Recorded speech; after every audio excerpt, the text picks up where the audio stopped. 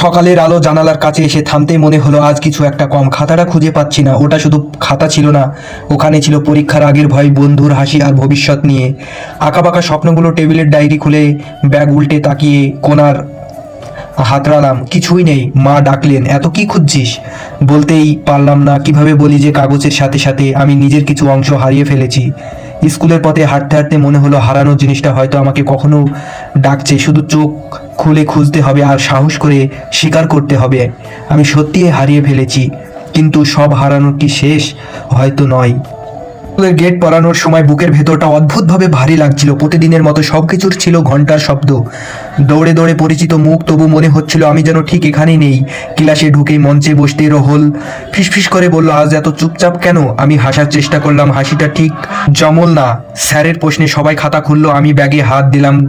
সেই মুহূর্তে আবার মনে পড়লে গেল, খালি ব্যাগ, খালি অনুভূতি। স্যার কিছু বললেন, আমি শুনতে পেলাম না। মাথায় ভেতরে শুধু একটাই শব্দ ঘুরছিল, হারিয়ে গেছে। টিফিনের সময় লাইব্রেরির দিকে হাঁটলাম, জানি না কেন পা নিজে থেকে সেদিকে গেল। পুরনোর বাহিরের গন্ধ আর নিস্তব্ধ একটি শান্ত দিল। এক কোণে একটা খাতা পড়ে থাকতে দেখলাম, আমারটা নয়, তবু খুলে দেখলাম।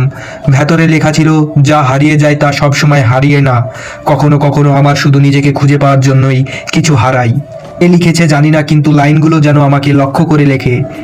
খাতা বন্ধ করে জানালার বাইরে তাকালাম। আকাশটা আজ পরিষ্কার মনে হলো। হয়তো আমার খাতাটা আমি খুঁজে পাবো, নয় পেতে পারি। কিন্তু আজ প্রথমবার মনে হলো আমি নিজেকে হারাতে চাই না। হয়তো এটাই শুরু।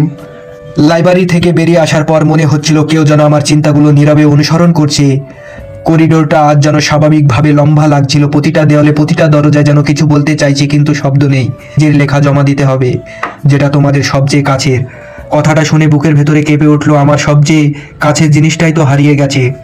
বাড়ি ফেরার সাথে পুরনো মাঠটার পাশ দিয়ে হাঁটলাম। ছোটবেলার এখনো বসে কত কিছু লিখছিলাম। আজ মাঠের ধারে সেই ভাঙা বেঞ্চটা আছে, সেখানে বসতে মনে পড়লো একদিন তাড়াহুড়ো করে হঠাৎ গিয়ে মঞ্চের নিচে কিছু রেখে গিয়েছিলাম। কি হৃদয়টা জোরে ধাক্কা দিল। হাত বাড়িয়ে দেখি ধুলো জমা একটা খাতা। কভারটা মিলন কিন্তু পরিচিত। খুলতেই নিজের হাতের লেখা চোখে পড়লো, অসম্পূর্ণ বাক্য, কাটাকাটি আর শেষ একটা লাইন, যদি কোনোদিন নিজেকে হারিয়ে ফেলি এই খাতায় আমাকে মনে করিয়ে দেবে আমি কে। চোখের কোণে জল এসে গেল। শুধু খাতা নয়, একটা সময়, একটা আমি ফিরে পেয়েছি। আকাশের দিকে তাকালাম। সূর্যটা ধীরে ধীরে পাওয়া সবসময় আনন্দের হয়, যা কোনো সেটা আমাদের একটি। সামনে কি আছে জানি না, কিন্তু আর আমি একা নই।